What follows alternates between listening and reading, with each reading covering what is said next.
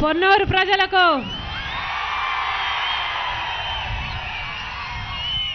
చేరి వచ్చిన ప్రతి అమ్మకు, ప్రతి అయ్యకు, ప్రతి అక్కకు, ప్రతి అన్నకు, ప్రతి చెల్లికి, ప్రతి తమ్ముడికి, మీ రాజన్న కూతురు, మీ జగనన్న చెల్లెలు మనస్ఫూర్తిగా నమస్కరించుకుంటోంది.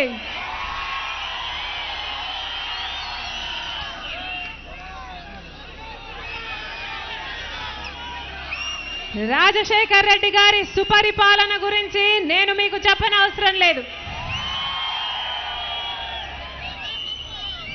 రైతులు, మహిళలు, విద్యార్థులు, చేనేతలు, ఒకటి కాదు రెండు కాదు, ఎస్సీ, ఎస్టీ, మైనారిటీ, బీసీలు ప్రతి ఒక్కరూ సంతోషంగానే ఉన్నారు. సంక్షేమానికి కొదువ లేదు, అభివృద్ధికి కొదువ లేదు. అంత అద్భుతంగా పరిపాలన చేశాడు. రాజశేఖర రెడ్డి గారి ముఖ్యమంత్రిగా ఉన్నది 5 ఏళ్ళు. ఆ 5 ఏళ్లలో ఏ రోజు ఒక్క రూపాయి ఏ ఛార్జీ పెంచలేదు, ఒక్క రూపాయి ఏ పన్ను పెంచలేదు. అయినా కూడా అన్ని అభివృద్ధి సంక్షేమ కార్యక్రమాలను అద్భుతంగా అమలు చేసిన రికార్డు ముఖ్యమంత్రి రాజశేఖర రెడ్డి గారు.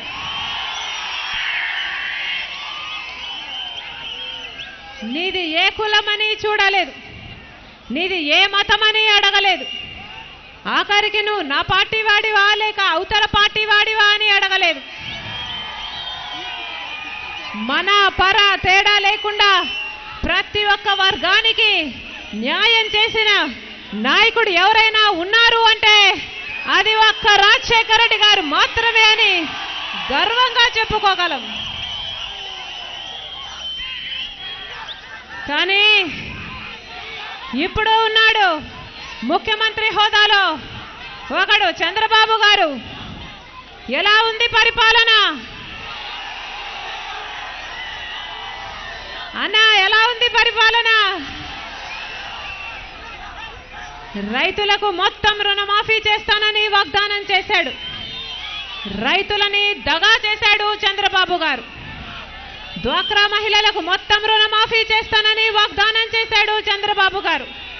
ఒక్క రూపాయి అంటే ఒక్క రూపాయి రుణమాఫీ చేయలేదు. ఇప్పుడేమో పసుపు కుంకుమ అంటూ ఒక మంచి పేరు పెట్టి మహిళలను మభ్యపెడుతూ కనీసం వడ్డీకి కూడా సరిపోని డబ్బులు ఇస్తున్నాడు. ఏమా మోసపోతారా అక్క? మోసపోతారా? ఎంగిలి చేయి విదిలిస్తున్నాడు చంద్రబాబు.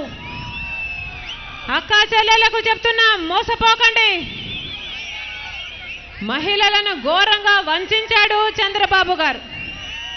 యువకులున్నారు, పూర్తి ఫీజు రీయింబర్స్మెంట్ అన్నారు, కానీ ఇవ్వటం లేదు. పాపం తల్లిదండ్రులు అప్పులు పాలైపోతున్నారని ఎంతో మంది యువకులు ఈరోజు చదువులు మానేస్తున్నారు. ఆ పాపం చంద్రబాబు గారిది కాదా? ఆరోగ్యశ్రీలో కార్పొరేట్ ఆసుపత్రులు లేవు.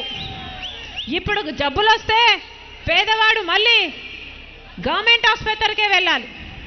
చంద్రబాబుకో, ఆయన కొడుకో, ఆయన కుటుంబానికో జబ్బులు వస్తే ఎక్కడికి వెళ్తారు? గవర్నమెంట్ ఆసుపత్రికి వెళ్తారా? ఎప్పుడైనా చూసారా? వాళ్ళేమో కార్పొరేట్ ఆసుపత్రికి వెళ్ళాలట, మామూలు ప్రజలేమో గవర్నమెంట్ ఆసుపత్రికే వెళ్ళాలట. ఇది అమానుషం కాదా? ముఖ్యమంత్రి హోదాలో ఉన్నవాడు అలాగైనా ఆలోచన చేయాల్సింది.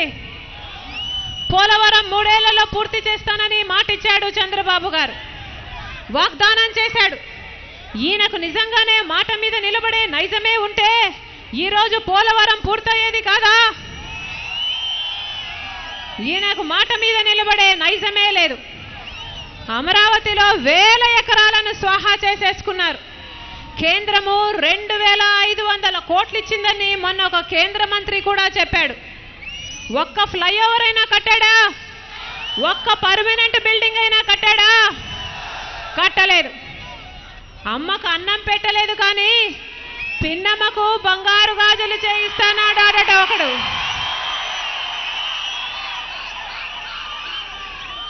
అమరావతిలో ఒక్క పర్మనెంట్ బిల్డింగ్ కు దిక్కు లేదు, కానీ అమరావతిని అమెరికా చేస్తాడంట, శ్రీకాకుళాన్ని హైదరాబాద్ చేస్తాడట, మన చెవులో పూలు క్యాబేజీలు పెడతాడట. నమ్ముతారా? ఇప్పుడు చంద్రబాబు గారు కొత్తగా ఆయనకు అస్సలు సూట్ అవ్వని పదాలు, గొప్ప గొప్ప పదాలన్నీ వాడుతున్నాడు. పౌరుషమంట, రోషమంట. జగన్మోహన్ రెడ్డి గారికి లేవట, అందుకనే లొంగిపోయాడట అని చెప్తున్నాడు. చంద్రబాబు గారా పౌరుషం గురించి మాట్లాడేది? చంద్రబాబు గారా రోషం గురించి మాట్లాడేది? ఈయన మంత్రిగా ఓడిపోతే కాంగ్రెస్ పార్టీలో పాపమని అల్లుడని చేర్చుకున్నాడు ఎన్టీఆర్ గారు. ఓడిపోయినోడు అధికార పార్టీలో చేరాడంటే ఈయనకు పౌరుషం ఉందంటారా? వెన్నుపోటు పొడిచాడు. ఏదో అధికారం ప్రజలిస్తే తీసుకోలేదు, వెన్నుపోటు పొడిచి అధికారం లేకొచ్చాడు చంద్రబాబు గారు. ఈయన పౌరుషం గురించి మాట్లాడేది? కాంగ్రెస్ పార్టీ గురించి, సోనియా గాంధీ గురించి ఇటలీ దయ్యము అన్నాడు చంద్రబాబు గారు. ఇప్పుడు అదే కాంగ్రెస్ పార్టీతో పొత్తు పెట్టుకున్నాడు. ఈయన పౌరుషం అప్పుడు బజారుకి వెళ్ళిందా? బీజేపీ పార్టీతో అస్సలు పొత్తు పెట్టుకోనని 2004లో చెప్పాడు. మళ్ళీ 2014లో పొత్తు పెట్టుకొని 4 సంవత్సరాలు మళ్ళీ బీజేపీతో సంసారం చేశాడు. అప్పుడు ఈయన పౌరుషం నిద్రపోయిందా? మొన్నటికి మొన్న కేసీఆర్ గారితో పొత్తు పెట్టుకోవాలని ఎంపర్లాడుతూ హరికృష్ణ గారి మృతదేహం పక్కనుంది అనే ఇంగితం కూడా లేకుండా ఆయనతో పొత్తు పెట్టుకోవాలని ప్రయత్నించాడు. అప్పుడు ఈయన పౌరుషం చచ్చిపోయిందా? చంద్రబాబు పౌరుషం గురించి మాట్లాడేది? చంద్రబాబు నీతి గురించి, నిజాయితీ గురించి మాట్లాడేది? పిల్లి గట్టిగా నాకు పౌరుషం ఉంది అని అరుస్తే అది పులైపోతుందా? పిల్లి పిల్లే, పులి పులే.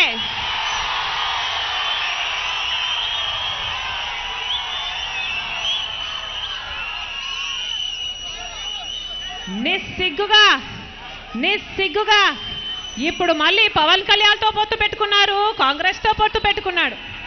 ఏ ఒక్క ఎన్నిక ఈయన సొంతంగా గెలిచింది లేదు. ఈయన పౌరుషం గురించి మాట్లాడేది? జగన్మోహన్ రెడ్డి గారు ఇచ్చిన ఒక్క మాట నిలబెట్టుకోవడం కోసం, ఓదార్పు అని ఒక్క మాట నిలబెట్టుకోవడం కోసం కాంగ్రెస్ పార్టీని వదిలేసి బయటికి వచ్చి ఎన్ని కష్టాలు ఎదుర్కొన్నాడు. అందుకే అంటున్నాం, పిల్లి పిల్లే, పులి పులే.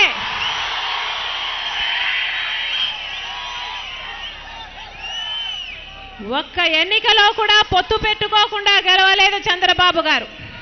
ఇప్పుడు మాకు కేసీఆర్తో పొత్తులున్నాయని ఆరోపిస్తున్నాడు, బీజేపీతో పొత్తుందని ఆరోపిస్తున్నాడు. మాకెవ్వరితోనూ పొత్తు లేదు, అవసరం కూడా లేదు. సింహము సింగిల్ గానే వస్తుంది.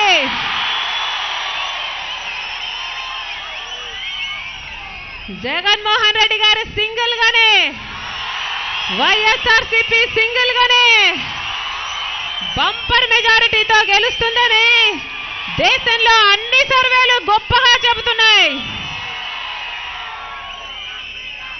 మాకు పొత్తులు అవసరం లేదు, మాకు కావాల్సిన దేవుని దయ, మీ దీవెన అంతే.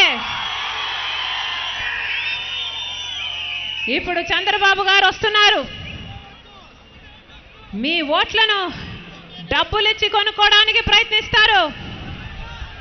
మీ ఓట్లకు డబ్బులు ఇస్తామంటారు, అమ్ముడుపోతారా? నిజం చెప్పనా? ఆయన మీకు ఎంత డబ్బిచ్చినా ఆయన మీకు బాకీ తీర్చలేడు. చంద్రబాబు గారు మీకు ఎంత బాకీయో చెప్పనా? చంద్రబాబు గారు మీకు ఎంత బాకీయో చెప్పనా? ఈ 5 ఏళ్లలో ఏ తల్లిదండ్రులైతే వాళ్ళ పిల్లలకు ఫీజు కట్టారో ఆ ఫీజు వడ్డీ 2 కలిపి లెక్కేస్తే చంద్రబాబు గారు మీకంత బాకీ. ఎందుకంటే కేజీ నుంచి పీజీ వరకు ఉచిత విద్య అన్నాడా? ఆ లెక్కన చంద్రబాబు గారు మీకు ఫీజు, ఆ ఫీజుకు వడ్డీ బాకీయేనా? ఆడపిల్ల పుడితే 25,000 ఇస్తానని గత ఎన్నికల్లో వాగ్దానం చేశాడు. ఈ 5 ఏళ్లలో ఆడపిల్లల కన్నా ప్రతి తల్లిదండ్రులకి చంద్రబాబు గారు 25,000 బాకీ అన్నమాట వసూలు చేయండి. చంద్రబాబు గారు తెలుగుదేశం పార్టీ వాళ్ళు వసూస్తే వసూలు చేయండి, మాది మాకు ఇచ్చేయండి అని అడగండి. కాలేజ్ విద్యార్థులకి ఐప్యాడ్ ఇస్తామని వాగ్దానం చేశారు. ఎన్నికలకు వస్తే ఐప్యాడ్ ఇచ్చేయండి అని చెప్పండి, ఎన్నికల్లోపే ఇమ్మని చెప్పండి. మహిళలకు స్మార్ట్ ఫోన్ ఇస్తానని చెప్పాడు. తెలుగుదేశం పార్టీ వాళ్ళు వస్తే ఇమ్మనండి, ఎన్నికల్లోపే స్మార్ట్ ఫోన్ కూడా ఇమ్మని చెప్పండి. ఇంటికి ఒక ఉద్యోగం ఇస్తానన్నాడు, ఉద్యోగం ఇవ్వలేకపోతే 2,000 రూపాయలు ఇస్తానని చెప్పాడు. ఆ లెక్కన నెలకు 2,000 ఇంటూ 5 ఏళ్ళు అంటే 60 నెలలు అంటే 1,20,000 రూపాయలు చంద్రబాబు గారు ప్రతి ఇంటికి బాకీ పడ్డారన్నమాట. తెలుగుదేశం పార్టీ నాయకులు వస్తే అడగండి, ఆ 1,20,000 రూపాయలు బాకీ తీర్చమని ముందు అడగండి. ప్రతి పేదవాడికి 3 సెంట్ల భూమి ఇస్తామన్నారు, పక్కా ఇల్లు కూడా కట్టిస్తామన్నారు.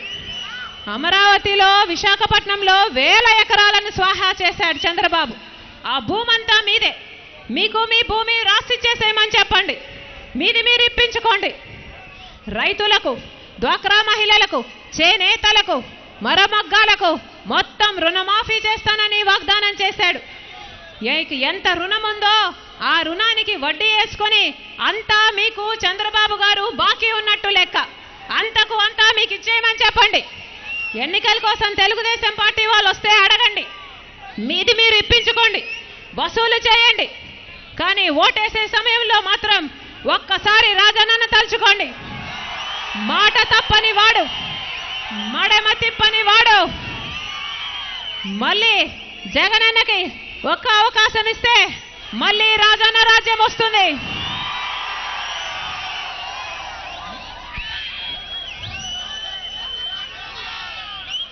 బాబు వస్తే జాబ్ వస్తుందన్నారు, ఎవరికి వచ్చింది? ఎవరికి వచ్చింది? ఆయన కొడుకు లోకేష్ కు మాత్రమే వచ్చింది. ఈ పప్పు గారికి కనీసం జయంతికి వర్ధంతికి కూడా తేడా తెలియదు. ఆలు కూడా రావు, కానీ అగ్రతాంబూలం మాత్రం నాకే అన్నాడట ఒకడు. ఒక్క ఎన్నిక కూడా గెలవలేదు. ఏకంగా 3 శాఖలకు మంత్రిని చేశాడు. ఏ అర్హత ఉందని, ఏ అనుభవం ఉందని 3 శాఖలకు మంత్రిని చేశాడు చంద్రబాబు గారు. ఇది పుత్రవాత్సల్యం కాదా? ఆయన కొడుకేమో 3 ఉద్యోగాలు, ఒక్క కొడుకే 3 ఉద్యోగాలు, కానీ ప్రజలకు మాత్రం ఉద్యోగాలు లేవు, ఉద్యోగ నోటిఫికేషన్లు లేవు. అవసరమా? ఇలాంటి ముఖ్యమంత్రి అవసరమా? రాజధాని కట్టానన్నాడు, కట్టలేదు. ఇలాంటి ముఖ్యమంత్రి అవసరమా? ప్రత్యేక హోదా తెస్తానన్నాడు, తేలేదు. ఇంత అసమర్థ ముఖ్యమంత్రి అవసరమా? అవసరం లేదు. కొడుకు మాత్రమే జాబ్ ఇచ్చేవాడు పోవాలి అంటే జగనన్న రావాలి, అవినీతి పోవాలి అంటే జగనన్న రావాలి, వెన్నుపోటు పొడిచిన వాడు పోవాలి అంటే జగనన్న రావాలి, రైతు మళ్ళీ రాజవ్వాలంటే జగనన్న రావాలి, చెప్పింది చేసేవాడు కావాలంటే జగనన్న రావాలి, చెప్పిందే కాదు చెప్పనిది కూడా చేసేవాడు కావాలంటే జగనన్న రావాలి, మాట తిప్పని వాడు కావాలంటే జగనన్న రావాలి, మడమ తిప్పని వాడు కావాలంటే జగనన్న రావాలి.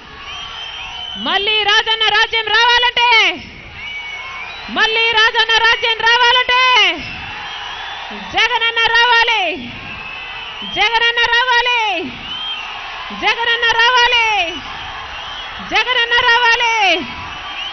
రాజన్న రాజ్యం మళ్ళీ రావాలంటే జగనన్న రావాలి.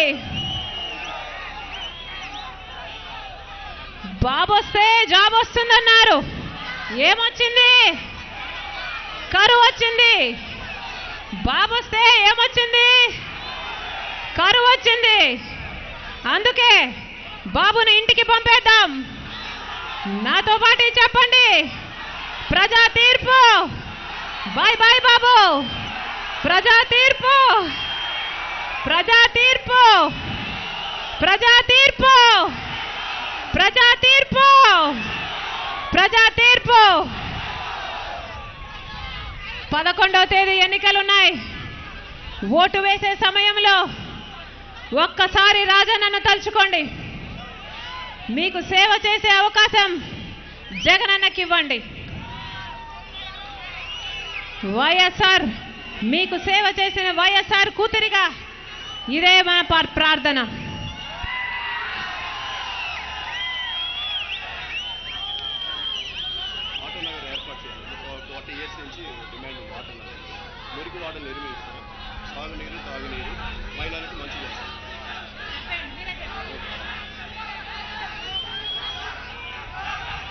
వైఎస్ఆర్సీపీ ఎంపీ అభ్యర్థి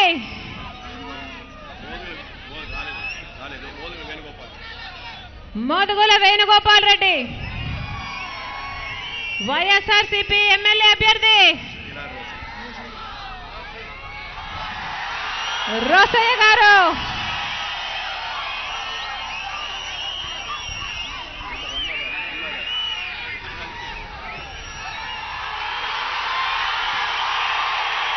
అన్న రమగన్న గారు, అన్న రమణ గారికి తప్పకుండా మంచి చేస్తాం. జగనన్న ఎవరికి అన్యాయం చేయడు.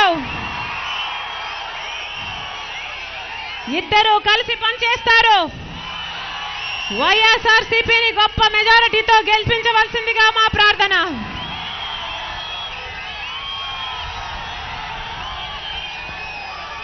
ఫ్యాన్ గుర్తుకే మన ఓటు,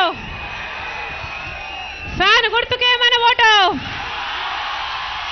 ఫ్యాన్ గుర్తుకే మన ఓటు, ఫ్యాన్ గుర్తుకే మన ఓటు, ఫ్యాన్ గుర్తుకే మన ఓటు, ఫ్యాన్ గుర్తుకే మన ఓటు.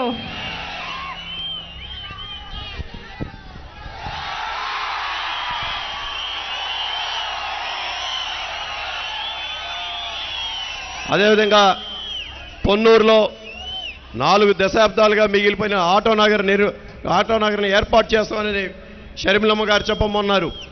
మన జగనన్న ముఖ్యమంత్రి అయిన వెంటనే పొన్నూరుకి ఆటో నగర్ వచ్చేట్టుగా పూర్తి సహాయ సహకారాలు అందిస్తామని చెప్పి అందరూ కూడా చెప్పడం జరిగింది. 5 పర్యాలుగా ఇక్కడ గెలిచిన శాసనసభ్యుడు పొన్నూరులో మురికి వాడలు నిర్మూలించలేదు. పొన్నూరులో 21 మురికి వాడలు పూర్తిగా నిర్మూలిస్తాం, వైఎస్ జగనన్న రాజన్న రాజ్యంలో అని చెప్పి ఈ సందర్భంగా మీ అందరూ కూడా తెలియజేస్తా ఉన్నాం. అదేవిధంగా రైతులందరూ కూడా సాగునీరు, తాగునీరు, చివరి భూములందరూ కూడా నీరు అందించే కార్యక్రమం జలయజ్ఞం ద్వారా పెద్ద ఎత్తున తీసుకుంటామని చెప్పి ఈ సందర్భంగా మీరందరూ రైతాంగాలందరూ కూడా తెలియజేస్తా ఉన్నాం. మరి ముఖ్యంగా మరి మహిళలందరూ కూడా పూర్తి రక్షణ, పూర్తిగా మంచి చేసే కార్యక్రమం జగనన్న షర్మిలమ్మ గారు తీసుకుంటారని ఈ సందర్భంగా చెప్పమన్నారు. మీ అందరూ కూడా సోదరులారా, రేపు 11వ తారీఖు ఎన్నికల్లో పొన్నూరు నియోజకవర్గంలో వైఎస్ఆర్ కాంగ్రెస్ పార్టీ జెండా రెపరెపలాడాలని చెప్పి మీ అందరినీ కోరుతా ఉన్నా. ఈ శాసనసభ్యుడిని చిత్తుగా ఓడించాల్సిన అవసరం ఎంతైనా ఉందని చెప్పి అందరికీ తెలియజేస్తా ఉన్నాం. మీ అందరు కూడా వివిధ గ్రామాల నుంచి, మండలాల నుంచి వచ్చిన ప్రతి ఒక్కరికి, వైఎస్ఆర్ కుటుంబ సభ్యులకి, కార్యకర్తలకి, ప్రజలు అందరూ కూడా పేరు పేరున నమస్కారం తెలుసుకుంటూ మీ అందరు కూడా తెలియజేసుకున్నా. జై జగన్, జై జగన్, జై జగన్, జోహార్ వైఎస్ఆర్.